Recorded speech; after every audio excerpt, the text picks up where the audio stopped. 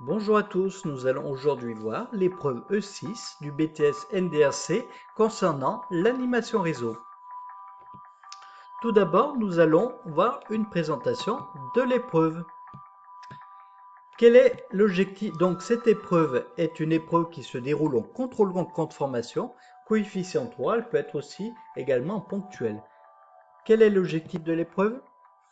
C'est d'apprécier la capacité du candidat à analyser un contexte commercial et réaliser un diagnostic d'un réseau et mettre en œuvre des actions d'animation et analyser les résultats.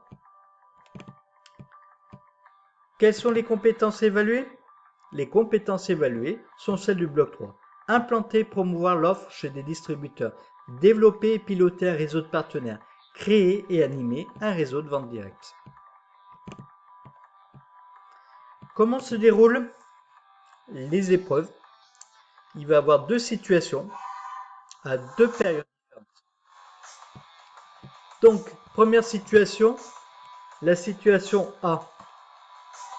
Il s'agit de réaliser un exposé et un entretien relatif à une expérience réelle et vécue parmi votre expérience réseau. Ça va durer 10 minutes d'exposé et 5 minutes d'entretien. Ensuite, la situation B. Il s'agit de réaliser un exposé et un entretien relatif aux autres expériences réseau, plus une étude réflexive.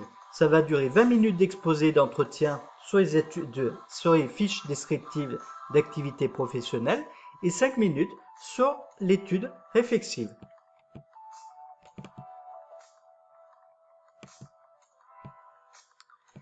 Présentation de la fiche activité.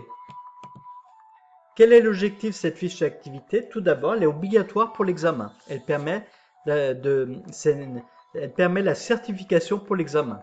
Ensuite, elle permet au jury de prendre connaissance donc de vos données sur le réseau, sur votre entreprise et votre activité. Cette fiche permet de structurer et de préparer votre oral et cette fiche peut être accompagnée d'annexes.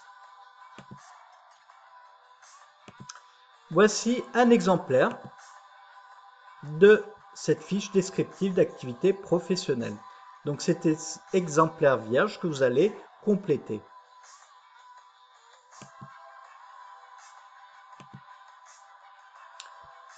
Alors nous allons voir comment compléter cette fiche. Donc vous voyez, tout d'abord, on va indiquer le type de réseau. Est-ce un réseau de distributeurs, un réseau de partenaires ou un réseau de vente directe? Ensuite, nous allons indiquer si l'activité a été réellement vécue lors d'une période de stage ou une autre période d'activité professionnelle. Sinon, cette activité peut avoir été observée, simulée, lors d'une séance de TD, d'un atelier professionnel ou issu d'un témoignage professionnel.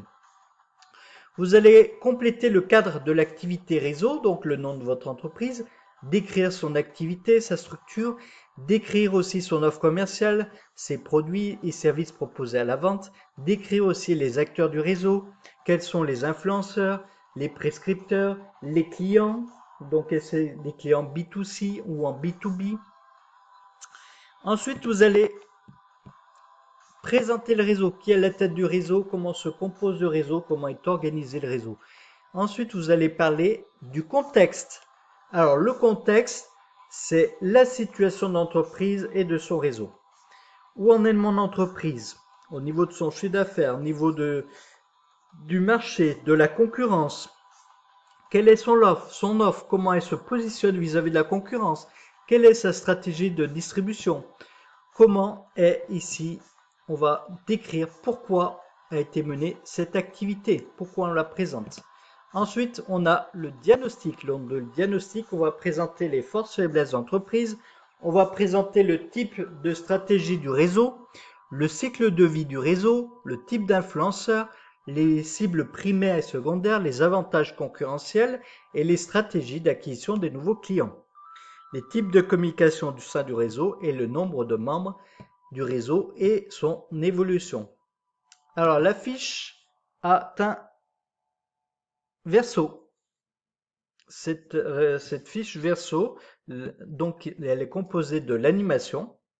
Donc l'animation qui peut être réalisée lors d'un réseau de distributeurs, ou un réseau de partenaires ou un réseau de vente directe.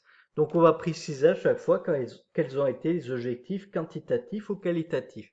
On va indiquer la méthodologie utilisée, c'est-à-dire comment on a procédé pour réaliser son activité, comment s'est déroulée cette activité.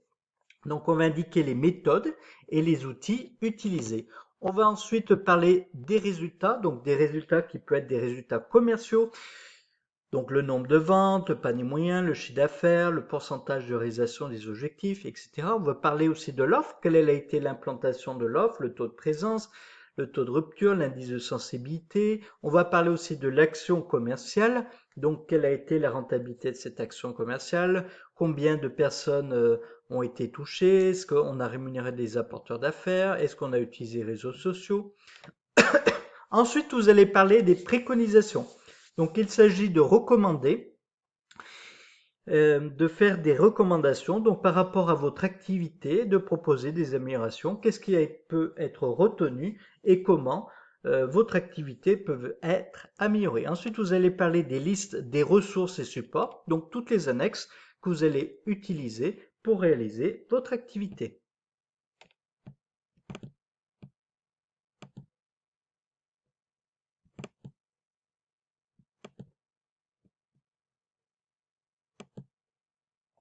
On va parler de l'étude réflexive. Alors, qu'est-ce qu'une étude réflexive? C'est une réflexion structurée, argumentée et illustrée. Cette étude réflexive va porter sur le thème de l'animation réseau et donc sur les 3 types de réseaux. Elle va être transversale. Comment va se dérouler cette étude réflexive? Donc le candidat va choisir un thème et il va choisir aussi une problématique. Il va répondre à cette problématique à travers un plan structuré sur une page recto verso maximum et il va reprendre les 3 activités réseau. Alors nous allons voir un exemple.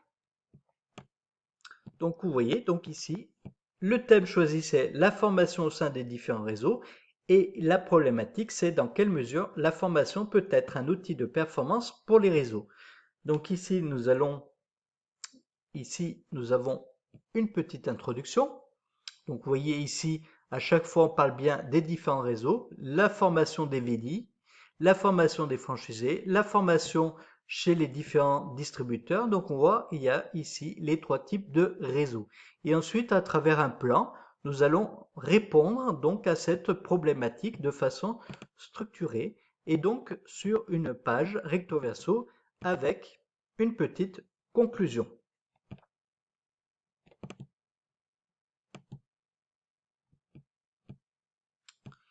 Nous allons parler des critères d'évaluation de l'épreuve. Alors, cette épreuve, elle est basée sur, on va évaluer la rigueur et le suivi de l'application des accords de référencement, l'utilisation pertinente des techniques d'implantation et de valorisation des produits, le repérage des opportunités de référencement, le diagnostic du réseau, la pertinence des propositions pour développer la marque et le produit, la pertinence de la section de partenaires, l'efficience et la rentabilité des actions de dynamisation du réseau, le développement du fichier des conseillers, le professionnalisme et l'efficacité commerciale lors des ventes en réunion, la pertinence et l'efficacité des actions de recrutement et de formation, la cohérence de l'animation réseau avec les orientations commerciales et le respect de la réglementation et de l'éthique. Alors, comment se compose? Voici donc une grille d'évaluation. Alors, on retrouve les 3 types de réseaux et on retrouve donc ici développé donc les compétences qui sont demandées, comme ici la rigueur dans le suivi de l'application de l'accord de référencement et c'est classé en 4 catégories. On va évaluer donc soit en très insuffisant, insuffisant, satisfaisant ou très satisfaisant. Et donc cela va être pour les 3 types de réseaux qui donneront ensuite une note sur 20. Voilà, je vous remercie pour votre attention et je vous dis à bientôt.